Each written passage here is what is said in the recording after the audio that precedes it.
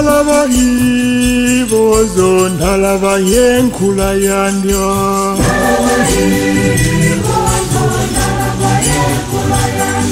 nindaba ibambe nindaba yenkula yandya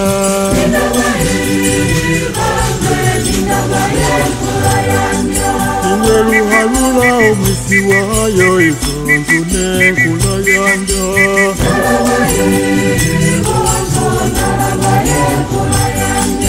iwe kimisha omwisi wayo izonzu nenkula yandya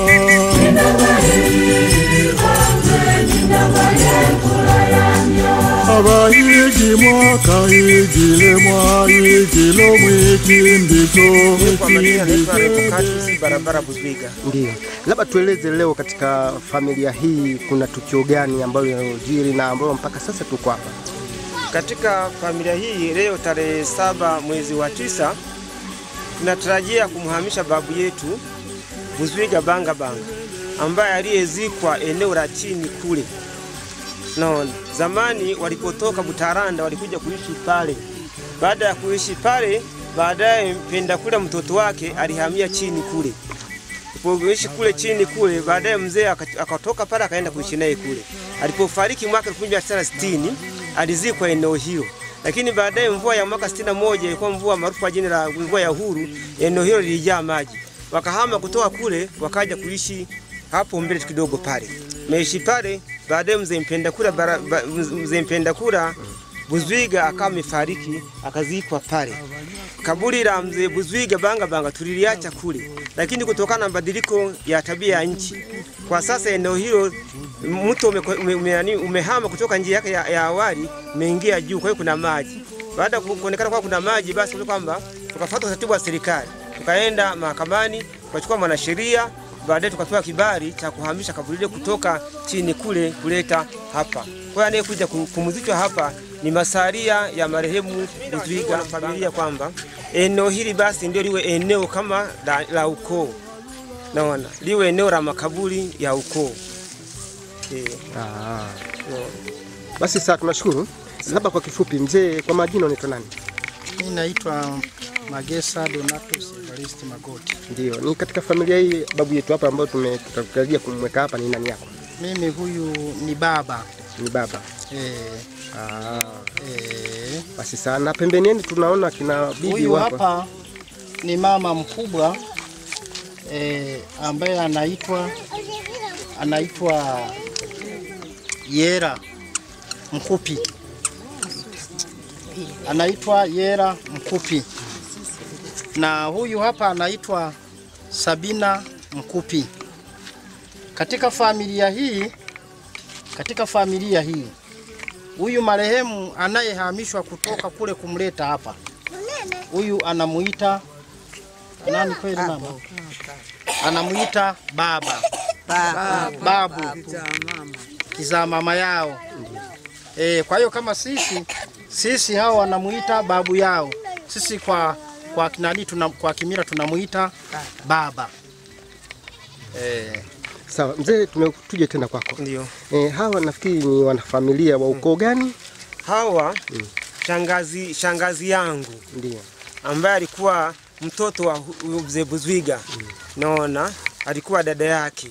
Kwa hiyo ni watoto wa shangazi yangu. Kwa mila za Kizinza mimi ni wapwa zangu. Lakini kwa jina leo julikana, huyu anaitwa Itabire Mkupi. Itabire Mkupi huyo ndio jina lake. Huyu anajulikana kwa jina la Isaramire Mkupi. Na jana mwaka 1970 mama yao alifariki Nyamasari. Na jana tulikwenda kujengelea kaburi la mama yao ambaye mimi shangazi yangu. Na yule shangazi yangu alikuwa anaitwa Mkemyaro Buzwiga. Huyu ni babu. Shangazi yake ndiye alikuwa mke wa Buzwiga. Kwa mila za Kizinza anayezaliwa kule ni babu kwa sisi watoto. Anaitwa Masumbuko Buchoti. Tunashughulika naye, huwa tunasaidia naye tangu miaka bado anakuja kwa wajukuu zake. Salama baya zaidi. Safi. Kwa majina unaitwa nani? Naitwa Deus Hitler. Ndio. Nafikiri mimi nimezaliwa hapa mwaka 1966. lakini baada ya kuzaliwa, baada ya kumaliza shule, nilikuwa na akili zangu timamu. Nilimkuta babu alikuwa anaitwa Mpenda Kulia. Nafikiri kumsogelea kwake ilikuwa ni shida. Unavua viatu, unavulia tuseme mfano karibu hatua 10 ndipo unavua. Alafu vile vile alikuwa na tabia moja nzuri sana. Akiwa shambani mumsubiri kuja kula. Hata maliza masaa 10. Naona pale alikuwa ni hivyo. Kwa hiyo alikuwa anajenga mila nzuri. Na vile vile huyu mzee, huyu ni baba mdogo. Kipindi kile alikuwa anasoma shule. Alikuwa anakuja kutoka shuleni akikuta kabla hawajaivisha ama chakula kimetengwa ndani ya miguu ya babu. Na yeye bado yuko kwenye tuku. Pale kulikuwa na tuku kubwa sana pale. Lakini tuku lile ilikuwa na mazingira ya ajabu. Nafikiri kuingia mule paka mwanaume mwenye roho ambayo ilikuwa ni nzito. Kwa hiyo babu akiwa amekatalia mule na huyu umefika muda wa kurudi shuleni, alikuwa anarudi kwa njaa, kwa maana hiyo huyu amesoma kwa shida.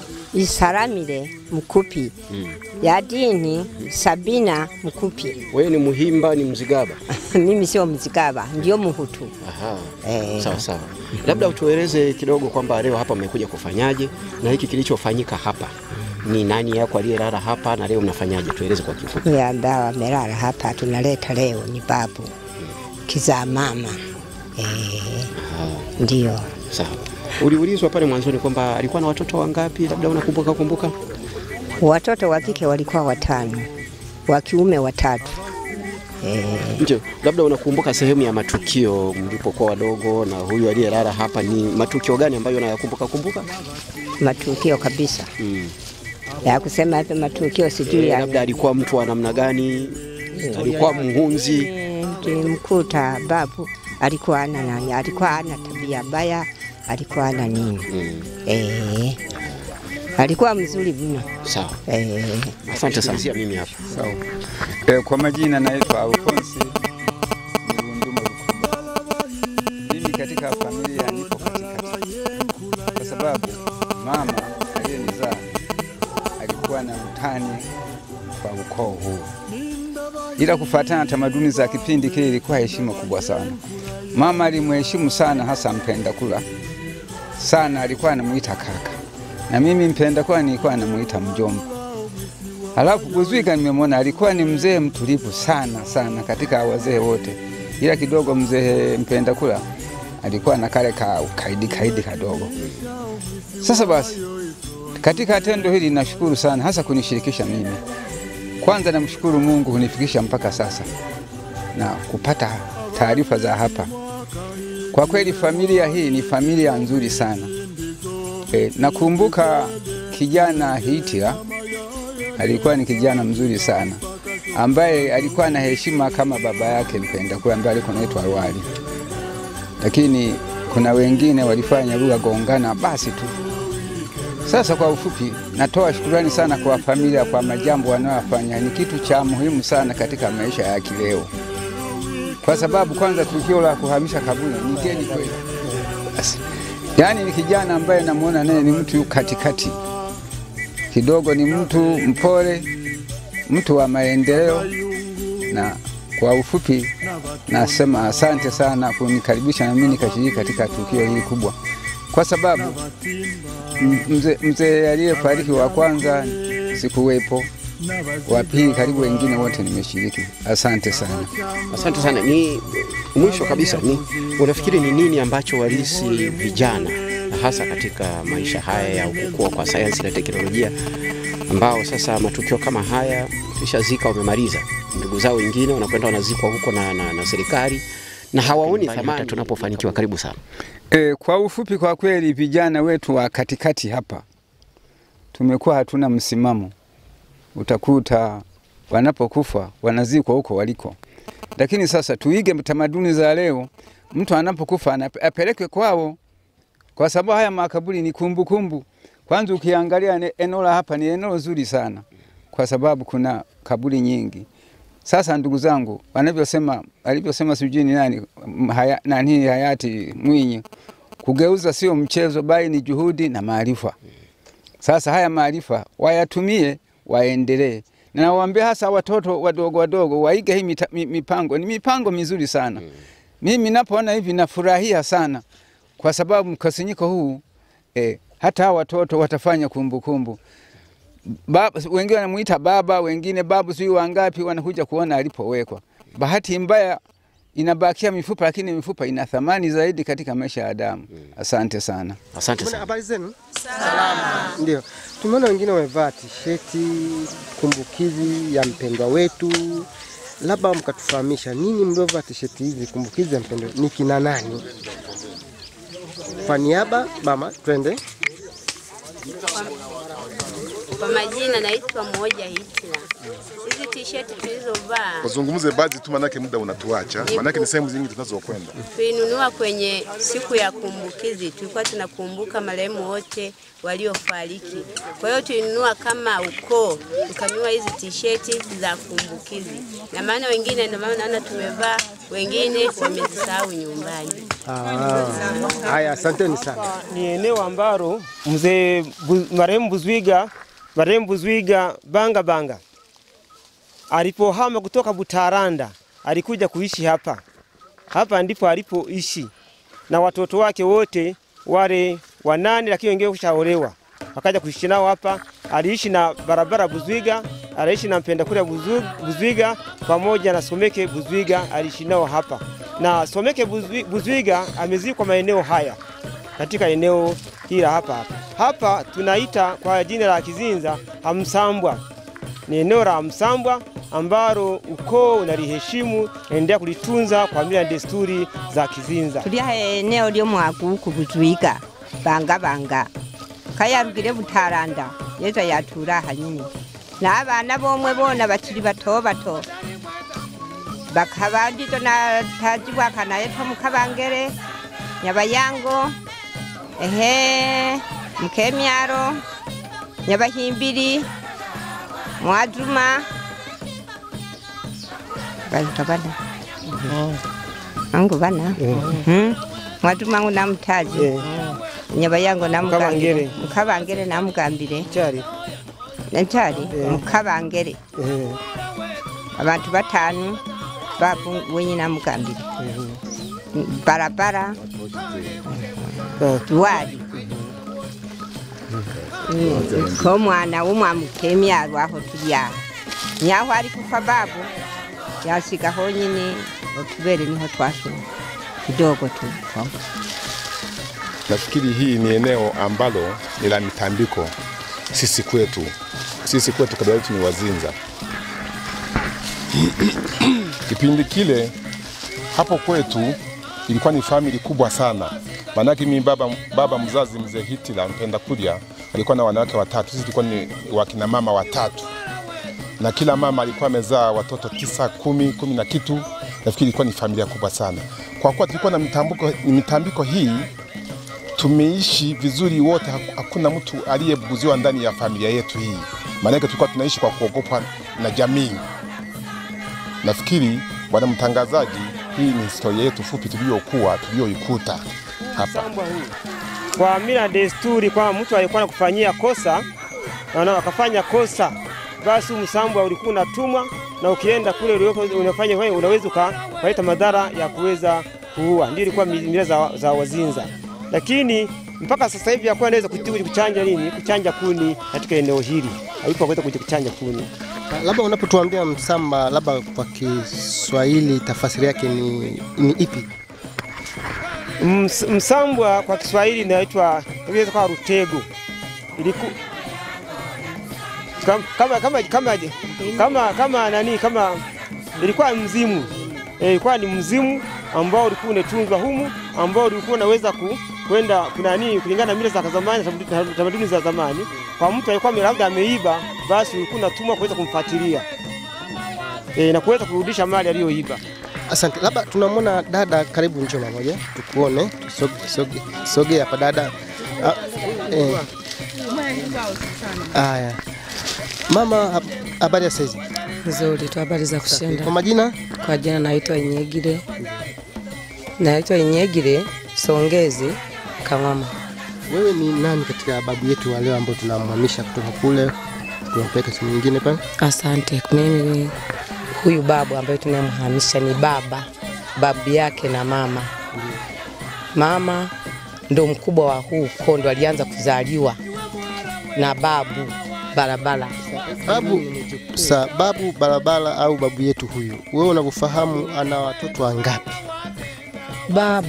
Baba tunayemhamisha sasa hivi leo ana watoto 8. Ndio. Na hapa tunasema kwa nani hapa? Hapa ni kwenye koo ya Buzwiga. Koo ya Buzwiga. Ndio. Ndio ukoo wake ulianzia hapa katika mti huu ambao tunauona. Ndio, kwa hiyo ulikuwa ni mtambiko wake. Kwa maana alipohama kutoka kule alihamia hapa, lakini kulingana na mila na desturi hii ilikuwa kama yani tambiko lake. Ndio. Je, na mpaka sasa kwa familia iliyokuwa mpaka sasa, je, mnadumisha nini katika matambiko ya babu zetu hapa? Asante. Mpaka na sasa hivi hii familia tunadumisha, na huu msambo bado tunaudumisha kulingana na wakurugenzi waliouacha. Na sisi tunafuata vile vile, na ndio maana kila tukio linalofanyika lazima tufike. Asante sana. Kaka karibu. Kwa majina kwa majina anaitwa Barahuko wa Faida. Ndio, hapa kwa wewe ni mwanafamilia ni nani? Mimi ni mwanafamilia, mimi ni mjukuu. Ni mjukuu. Nini wajukuu mpaka leo, je, mila kama hizi mtaziendelezaje? Na hali ya kwamba sasa hivi wanasema utandawazi unatuharibu sana. Ni kweli unavyozungumza, ni swala ambalo tunatakiwa tujifunze kulingana na wakubwa wetu waliotutangulia. Hapa eneo unaoliona hili ni sehemu ambalo kwa kweli ni sehemu ambayo linahitajika litunzwe, liangaliwe kwa uangalifu mzuri sana ili kusudi tusipoteze mila zetu. Asante sana. Na kwa pembeni labda tumtafute dada mmoja au kuna mzee atakuwepo, labda kuna binti mdogo kabisa ambao kama yupo binti mdogo kabisa. Binti mdogo kabisa, binti mdogo kama yupo. Basi kwa niaba yao, dada habari yako? Salama. Kwa majina unaitwa nani? Kwa majina naitwa Anastasia Kasturi. Ndio, wewe katika familia ni nani? Mimi katika familia ni mjukuu. Ni mjukuu. Ila kwa yule baba tunayemhamisha ni baba. Ni baba. Je, unawasihi nini katika dada ndugu zako katika kudumisha mila kama hizi? Na ukiangalia sasa hivi mashamba yanakaribia katika sehemu yetu hapa. Sawa, asante. Mimi kwa kuasi kwangu, wazazi wangu pamoja wa mjomba zangu, wa babu zangu waendelee na hii mila, wasije wakaiacha. Masumbuko Buchoti. Ndio. Labda kwa hili tukio la leo, kwa sababu kuna maelezo mengi ambayo yametolewa kuhusiana na kutunza maeneo ya mila zenu za Kizinza, kwamba labda wewe uende tofauti kidogo. Hizi koo za Kizinza zote zilikuwa zinatumia misamva hii ambayo labda ilikuwa inachukuliwa kama sehemu ya matambiko. Koo zote Wazigaba, Wahimba, wakina nani? Inategemea na ukoo husika. Maana neno Rutego ulikuwa Ruchagio ukoo. Kila koo inaweza kuwa ina Rutego. Lakini nao sio wote. Ni baadhi katika familia za kama mtu mmoja, lakini ukoo huo ukao unafuata hapo kwa mahitaji ya familia. Maana kwanza nini maana Rutego? Kwa tafasiri ya sasa ni kama jini. Sio mzimu. Sawa? Rutego kwa leo ni kama jini kwa Kiswahili. Maana Rutego sisi Kizinza unautunza. Ukikosewa na ukoo mwingine unakuja unaapia neno na unatuma sehemu ambako kuna kosa ambao wamefanya kwenye ukoo huu. Basi ukifika kule unaanza kuwa panya, mende, kuku, mbuzi, ng'ombe. Baada ya hapo unapata wanadamu. Sasa kutokana na kunuiza kwako wewe ulivyonuiza kwamba mimi kwa tendo hili ambalo limefanyika hapa kwangu, kwa kosa ambalo ukoo huu umenikosea kwangu, nataka ukaue watu 15 au 20. Halafu ndipo sasa watafika sehemu wajue kwamba ndipo wamekosa ukoo huu.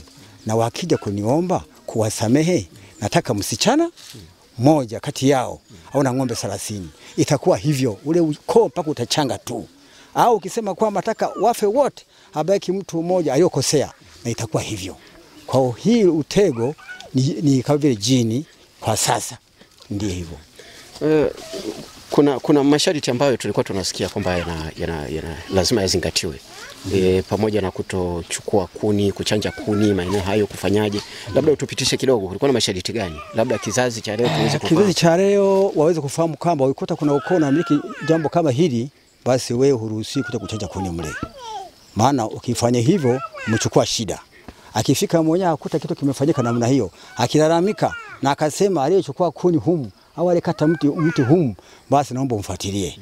Lazima utafanya hivyo. Lakini na wewe je, unapotoa amri hiyo kwenye mtego huo unatekeleza? Maana yenyewe una mambo yake. Kila mwaka unatandikia ng'ombe, ni ng'ombe gani? Kadi ya ukoo wenu mlivyo. Labda ng'ombe mweusi, ng'ombe mweupe usoni, ng'ombe labda mweupe, tuko mnafanya kila mwaka. Kama ni mbuzi mweusi, mtafanya hivyo kila mwaka. Maana unapofanya hivyo, naona kumbe kweli wewe mtangu anajali. Kwa hiyo kusema kitu lazima abasita n'abahima abahwera n'abasingo abombezi n'abatongere abahutu n'abatundu abanyakome n'abucosa bugumbikiso buzinza yona ndalabahibozo ndalabayenkula yandyo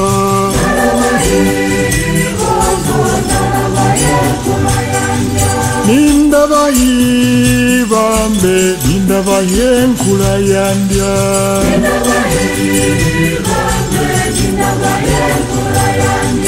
iwe ruhalula omwisi wayo izonzu n'enkula yandyo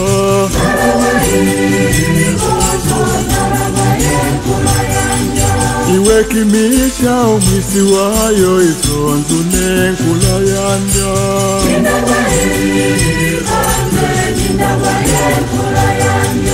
abahigi mwakahigile mwahigile mwichindizo. Mimi baada ya kukua nilikuta huu mwalo. Huu mwalo ulikuwa nautumia kama kuvua samaki. Kipindi cha miaka ya zamani sana kulikuwa na samaki wengi sana. Nafikiri maeneo hapa hapakuwa na mwalo. Mwalo ulikuwa pale mbele. Ndani ya kubadilika nchi imenyesha mvua miaka ya pale nyuma. Kwa hiyo mahaya matende yakawa ni mengi, ndio maana mwalo ukawa umehama kaenda kule mbele. Kwa maana hiyo hapa kipindi cha pale nyuma samaki walikuwa ni wengi sana. Kwa maana hiyo hapa tulikuwa tunatumia, na alafu kipindi kile cha pale nyuma hili lilikuwa ni shamba letu la Buzwiga. Baada ya kufa tena yakawa melimiki na nipenda kuja. Nafikiri hili shamba kipindi cha pale nyuma kulikuwa na nguruwe wengi sana. Nguruwe pori wanaoitwa kitimaji. Kipindi kile nilikuwa tunaona kama wanyama, sasa hivi ni nini? Ni mboga. Kipindi kile sisi nafikiri kulima alikuwa tulimi kwa sababu wale nguruwe. Kipindi cha miaka ya pale nyuma. Lakini baada ya huyu Mwalimu Nyerere kuwahamisha Wakelewe kutoka Ukeleweni kule wakaja moja kwa moja paka huko. Baada ya kukuta kweli kumbe nguruwe ni nini? Ni mboga. Wakaanza kuingia kwenye haya marutende paka ziwani, wale nguruwe wote wakawaua wote wakaisha. Na ndipo tukaanza na sisi kulima, tukapata vyakula, tukatoneneka, tukaanza kuwa tunalima vyakula vya kulima. Lakini kipindi cha pale nyuma tulikuwa tunakula vyakula vya kununua. Nafikiri hiyo ndio story fupi ilikuwa ni mwalo wetu.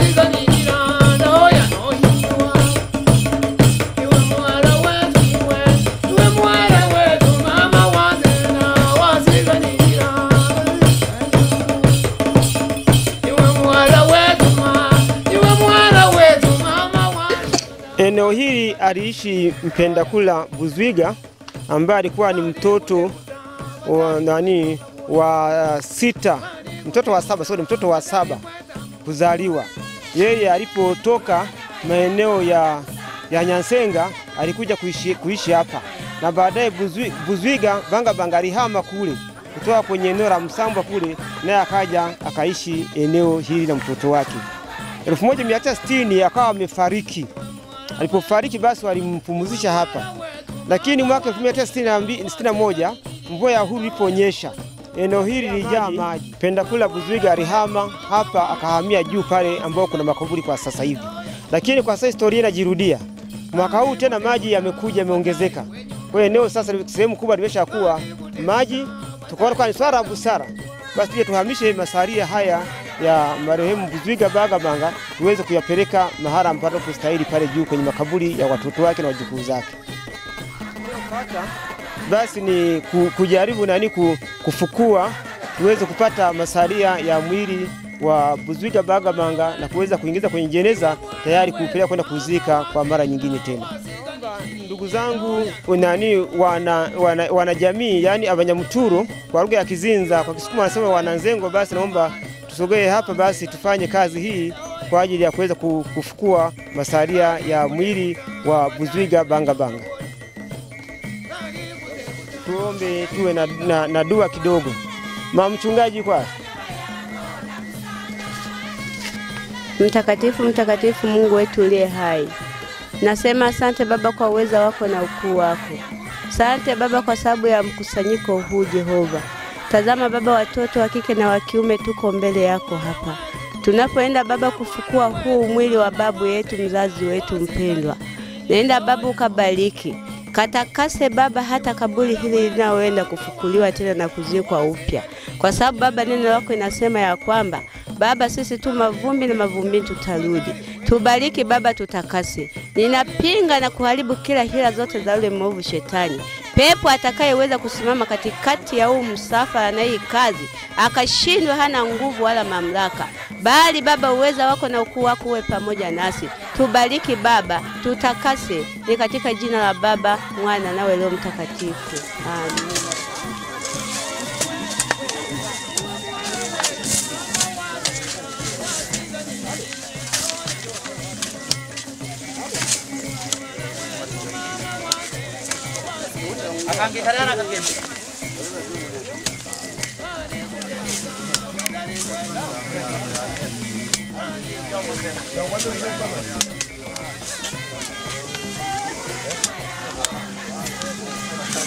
Babu.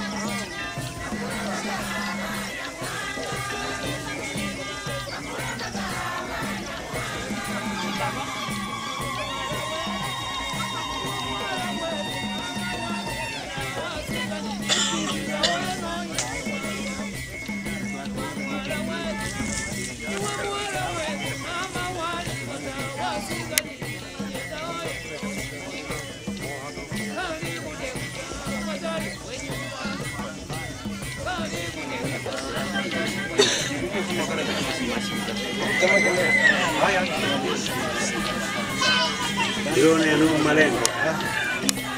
Alewa beja basi twaja jaja. Ni kibale mkaba na tulende. Ndio masalo. Familia imekaa kwa pamoja baada ya kuona jambo hili haliwezekani, bali ninawaomba wananzengo ama jamii ambao tumefika hapa tuweze kufikia, kwa sababu tumeshindwa kumpata mtarajiwa ambaye tutakuja pale, bali wanaokoa wamesema kwamba watatengeneza mnara kwa kumbukumbu za wanaokoa kwamba mwenzetu tulimweka hapa, pamoja na juhudi za wanajamii ambao tumefika hapa hatukuweza kufanikiwa kumchukua yule mtu makusudi yote. Vifaa vyote ambao tumenunua kufanya hapa tutazika hapa kuonyesha kwamba kazi imekamilika, kwa sababu nguvu kwa sasa hivi tumechimba eneo pana lakini haonekani. Aidha pamoja na maji ambayo yanabukia kutoka ardhini, ndio sababu yawezekana mwili wa marehemu ulisha imeoza kabisa kwa sababu ya maji ambayo yamekitenga humu. Baada ya kusema hayo, mimi naombeni jamaa, ndugu, tuingie katika